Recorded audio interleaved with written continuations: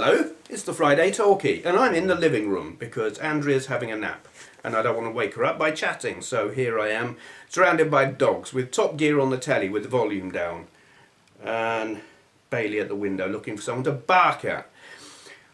What have I got to talk about then? This week has been interesting, with all the Mario videos, and the reactions that I've got from some people. Hello, Bay. Look at this. Doofus. Say hello. You big doofus. Yeah. So, yeah.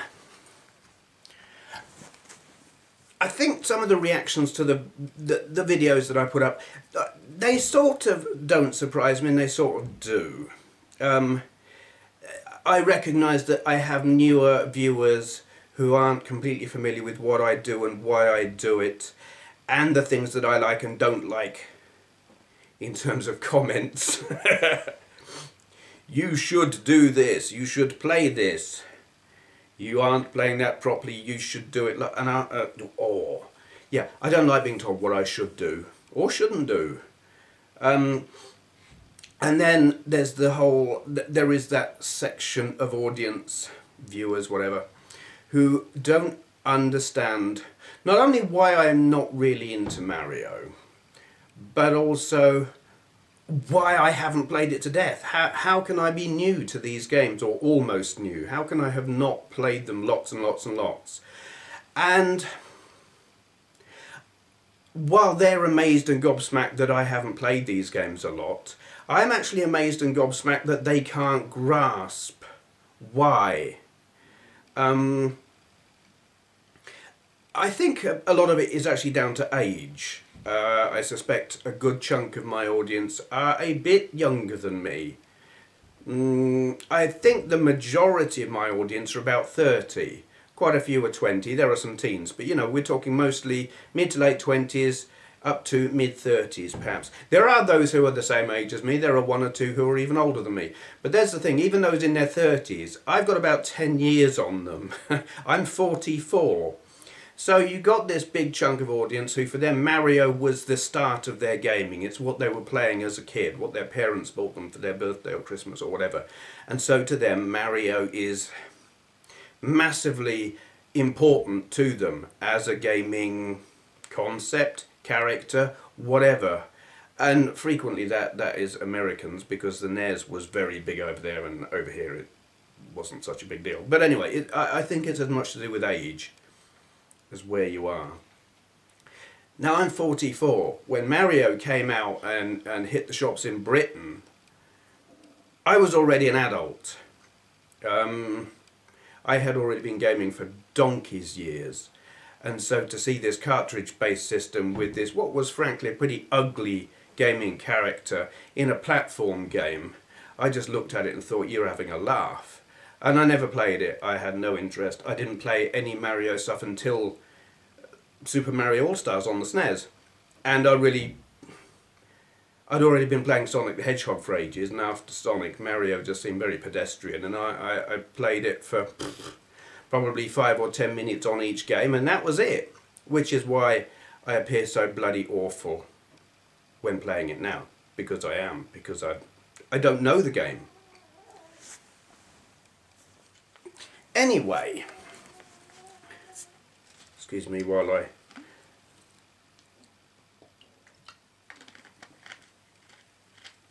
I'm wondering why there are MiG jets on Top Gear. I can't hear it, the sound is down.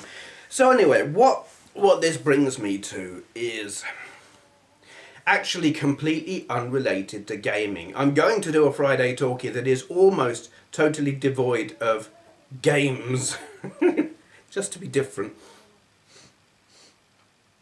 Have you farted, you stinky dog? Oh, Christ. Yeah, so I suspect a lot of the people who are like horrified that I'm not into Mario, for them they were playing Mario, were they like 5 years old, 10 years old, whatever. I want to talk about the kind of things that I did when I was that age, because we didn't have video games then, really. it's safe to say I have been a gamer since 1972, but gaming for me started in the arcades, or working men's clubs in fact, on electromechanical arcade or amusements games. I've spoken about them before. Anyway, home gaming, or the first kind of... I played Pong. Probably the first time I played Pong was in about 1974, give or take. And then home Pong machines started arriving late 70s, mid 70s actually, and then your Atari and everything. But anyway, I did not get a home gaming system until, I don't know, maybe 1981, something like that. It was a Pong system, and then I didn't get an Atari until 83. So what was it like being 5 or 10 years old? When I was 5 or 10 years old, you didn't have home gaming if you lived in my family. We're talking the 70s. I'm going to tell you what it was like, and you're probably going to fall asleep. My strongest memory of the 70s is 1976. I lived in a town called Towcester, which is spelled Towcester, but you pronounce it Towcester. It's where they've got the race course. I don't know if that's still going. Lord Hesketh had a big stately home just over the way, and I went there because my sister had a friend whose father was Lord Hesketh's chef. So we found ourselves at his stately home, and it was very cool and big and fancy, and there were massive gardens and stuff. And we played there, and that was good. But 76, there was a big, big drought. And I have these memories of much of the time playing, because we had no video games. We were a pretty poor family. We didn't have a lot of money. Playing meant being outside. And there was like we called it a rec, a playing field with swings and roundabouts and a slide and stuff like that. And there was a brook, and we would play down there, and we'd play in the brook, which was great. Blazing hot sunshine, you've got this little brook, and we were just like shorts and t-shirts in the brook, lifting up stones looking for bullheads and catching sticklebacks in jam jars and stuff like that. And it sounds so quaint now. Do kids still play in brooks with little nets and jam jars catching sticklebacks? Because that's how I spent the summer of 76. It seemed, I mean, I don't know. I don't have kids. I've never had kids. I've never wanted kids, and absolutely don't ever plan to have any. But my impression is that people, adults with kids now, don't let them out on their own. Perverts and paedophiles and whatnot being what they are. There is an awful lot of fear. I don't know if that kind of thing happens more, or if it's just publicised more, but there is a lot of paranoia or legitimate fear. I don't know, and it seems like kids aren't allowed out on their own anymore. When I were a lad, it wasn't like that. I'm positive that paedophiles and perverts and stuff still existed then as much as they do now, but it wasn't publicised or reported or something. Or maybe people just didn't care as much, I don't know. But kids were allowed out on their own. And certainly by the time I was 7 or 8, I was out on my push bike all over the town. Towcester is not a massive town, but it's about the same size as Worksop. It was a good, couple of miles from one side to the other, and I was all over the place on my bike, maybe visiting friends, maybe just cycling, wherever the hell I felt like it. And that was how we played. Push bikes were vitally important when you were like 7 or 8 or 10 or what. I wasn't even, by the time I was 10 we'd left there. So probably between 7 and 9, push bikes everywhere. Then we moved. By the time I was 9, in fact it was November the 5th, 1977. I remember it well. Bonfire night, Guy Fawkes night, and there we were moving house. Moved to a little village called Deanshanger, and it was it was in the country. It was on the Buckinghamshire, Northamptonshire border, which is why I have a weird accent for what is a North Midlands town around here. I mean, I live near Sheffield. You hear them and they talk weird. And then you got the Worksop accent, because I live in Worksop, and they've got their own accent that is also weird. And from where I come from, they've got a northern accent. To the bloody hell, yeah. For compared to what I've got, they sound northern. Anyway, rambling about accents. Deanshanger, little village in the sticks. Funny thing, because it had a big iron oxide factory in the middle of the village that turned the whole village orange. But that's neither here nor there. It was a treat for me, coming from what had been a town, not a big town, but still a town, to be living in the country. The back of my, well, you could walk to the end of my street, climb over the gate, and you were in a cow field. And fun then was going into the fields and building dens. We would build either in the hedges. There was a piece of closed off canal, and we would go over there and like build dens in the hedges by the side of this canal. Or there was a piece of wasteland at the end of our street, and we would build dens there. And they actually got quite advanced. There was loads of rubble and waste building materials would get dumped here. And we would go onto this wasteland with a shovel and dig a kind of a pit, if you like, about 3 foot deep, and then get bricks and breeze blocks and everything and build walls around it, and then big bits of board over the top of that, and then be plastic sheeting and all kinds of stuff. And we'd then pile soil on top of that and branches on top of that. Basically, we would have like some kind of bunker that you could fit 5 or 6 or maybe more kids in, and this would be like our base of operations. Quite what those operations were meant to be, I don't know, because we never did anything except sit in there and giggle and twat about, basically. But this is how we spent time. And climbing trees. Yeah. It was all very, very active. There wasn't a lot to do. Shops didn't open on a Sunday, and even if they did, we didn't have any money. No video games. TV was rubbish because you had 3 channels. You had ITV, you had BBC One, you had BBC Two, and that was your lot.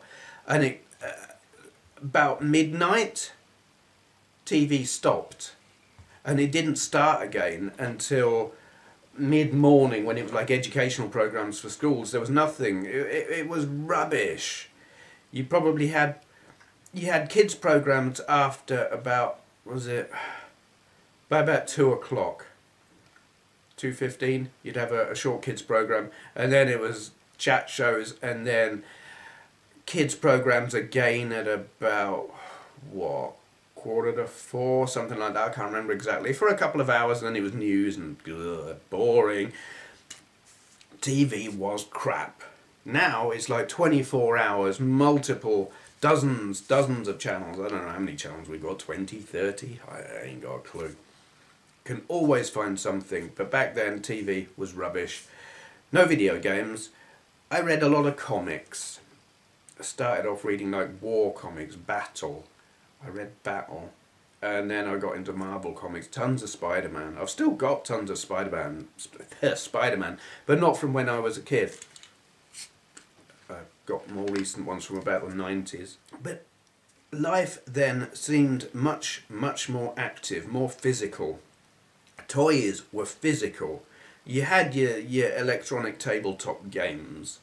You had things like... Well, Pocketeers were like your gaming equivalent of the Game Boy, but in physical plastic form. I mean, you had things like that. It was like pocket pinball, and then little football-y games with little things that you would flick and push and whatever. They were. Some of them were quite good. A lot of them were absolutely crap. I don't know.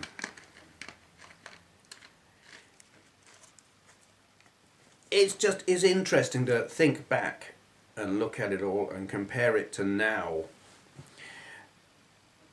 and because it's been a slow transition, it's easy to not notice how much it's all changed, but it really has. And I was watching, what the hell is it called? Revolution, that new TV program where the power has gone. There's no more electricity. I guess it's some kind of polarity reversal of the Earth or whatever. Electricity stopped working, and it's gone back to being like the Wild West or whatever. And that kind of, I watched that and it just makes me think of the 70s. No mobile phones, no internet. If you wanted to phone someone, you had to walk down the street to a phone box. And that's all right, as long as the person you wanted to phone had a phone. Lots of people didn't. And it kind of made me think how easy it was back then to lose contact with people. Because it kind of brought that about, or brought that to the fore in this revolution program. You know, if someone was out of sight, you didn't know exactly where they'd gone. Without phones, without mobile phones, without internet or email or something, if you didn't know where they were, you couldn't find them. You had no way of finding them, except maybe go to roughly where you think their physical location might be in terms of town or whatever, and ask everyone you see. You could lose people. And I'm only now finding people on the internet that I haven't known where they were for 20 or 30 years. You know, I thought I'll never see that person again, and then bam, there they are on the internet. It's interesting and fascinating. And there is a massive chunk of the population, not just my viewers, but, you know, the population of the world, certainly of developed countries, who will not know the world, what it was like without all this stuff, without the games, without the internet, without the computers. Yeah, I remember saying I've said this countless times, I remember saying to my mum once, when I grow up I'm going to have a computer. And she said, no, only governments and massive companies and maybe universities will have computers. They're too big and too expensive. Ordinary people will never have them. Yeah.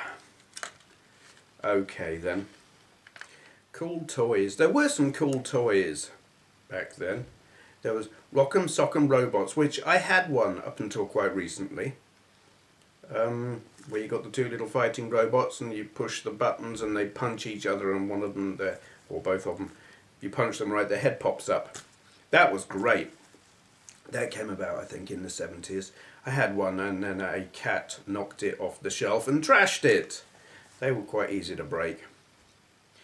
I had lots and lots of little Matchbox cars, you know, that big, tons of them. And these things that I'm collecting now, and I should have brought them down to show you. Mattel's Zowies. I've almost got a full set of the free, there were 8 that you could get for free from Shell garages. And I got given a set of them when I was 4. I've almost collected a full set of those. And there were also these action figures. Now I had an Action Man, which in America you'll know that as G.I. Joe. I had one of them, but before that I had these other things which actually in retrospect were much cooler. There were these Matchbox Fighting Furies, Captain Hook and Captain Pegleg. They were about 7 inches high, something like that, and they held a sword in their hand, and you would hold them around the waist, and on the left hand side of their torso was a little button, and you would push that button and their arm would be going up and down like that with the sword in the hand, and you'd hold them together and they would fight, and that was cool. But I had this other thing. You can find those now on eBay. I've looked for them, and they sell for varying prices depending on whether they're boxed and got all the clothes and stuff like that. But you can get them for a sensible price. But I had this other action figure by Dennis Fisher. It was a repackaging and slightly different size of a thing made by Takara in Japan called Muton. It was part of a set of 3 action figures. There was Muton, Cyborg and Android. Muton was purple, see-through plastic. You could take him to bits. I need to sneeze. It's alright, Max. He's looking worried. Coming up. Come here then, you big soft twit. Come on then. Yeah. Hello.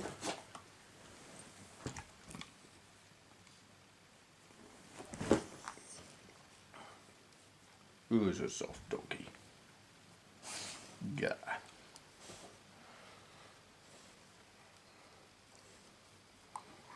Aww. Anyway, Muton, purple, whoops. Purple, see-through plastic. You could see his innards. He had plastic guts and lungs and stuff, and you could see his brain in his head. It was translucent purple rubber, squishy head. You could see his brains. You could pull his head off, and his brains were sitting there on the end of his neck, which was great. Cyborg was similar, but he wasn't purple. He was just translucent, colourless, and you could see his mechanical internals. And then Android was, I don't think he was translucent, but that one wasn't as popular, and I'm not as familiar with it. But anyway, I only had Muton. I don't know what it cost back then, but now they sell for insane money. If you can get one, because the hands and feet and other parts would come off, they did come off and get lost. So finding one with all the bits on eBay now, you will not see one complete. Forget the box, just with all the bits on it, for less than about £70. I want one, but every time I see one, it's way out of my price range, and that's a shame. But these were... It was funny because it wasn't a massively popular toy. It was advertised on the telly, but I didn't know anyone else who'd got one except me. And I think it was because they were a little bit rare, but were cool. Maybe they got cool later, I don't know. Excuse me. They're absolutely cool now. I mean, way cool. They're just a totally collectible thing. And perhaps it's because they weren't massively successful or popular. That's why they cost a lot. But this is what play was like when I were a lad. You know, for all the people who grew up playing Mario, and that for them is the pinnacle of their childhood or their play as a kid. For me, it was Muton, or digging holes in wasteland at the end of the street and putting bricks around it and wood on the roof and making a roof and stuff. It was different. It was a very different time. But having grown up with all of that and then got into gaming on an Atari 2600 my gaming started, my home gaming started with Pong, but then it was like Atari I really got into. I had a lot of games. And then the Acorn Electron, and I used that for, that was my main gaming system for a long time. By the time things like Mario came out on the NES, I was an adult. I've been gaming for years. I've been playing in holes in the ground and stuff way before. So Mario came about and I was just like, that's childish nonsense. Why would I want to play that? I've got a computer already. So I didn't play it. So I look at stuff like that now, and there's no nostalgia. It's not the greatest thing that ever was. To a person like me, of my age, it doesn't matter. It's not an important game. I recognise it for the quality software that it is. But for me, it doesn't mean a thing. It's just another game. Another game that I didn't play.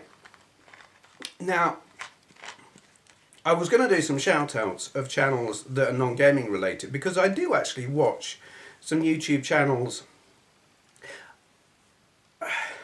I've got 4 YouTube channels, and what each one is subscribed to varies depending on what that channel is about. Like This one, I only subscribe to gaming channels from this channel. From my Benway's World channel, I subscribe to general stuff, non-gaming. From Isambard Montague, I subscribe to comedy-related stuff. And from Playing Android Badly, it's all Android stuff. And I was going to mention some of the channels I watched that are non-gaming related. But then I was going to be recording this video upstairs. Hello, Ploppy. This is not one of ours. I'm dog sitting. Yeah. Daft dog. Her name's Poppy, but I like to call her Ploppy. Yeah, because I'm not upstairs, I can't swing the camera around and show you those channels. And I'm not going to try and record them off the top of my head, because I'm lazy. What? Look at this. What? What? You're daft. So, I'm going to stop now. There you are. Anyone who was expecting me to talk about gaming in particular, sorry about that. But, yeah, I just wanted to talk about, well, you know, what I just talked about. So there, get off me, you furry freak. Shutting up now. Let me show you the other freak that's sitting in here while I am still here. Look at that. Look at that. Hey, rat bag. Hello. You're a freak. You're a freak. Freak. Freak. She said, don't talk to me. Get off me, coke, you. Alright. Whoa. Look at this. Going now. Thank you for watching.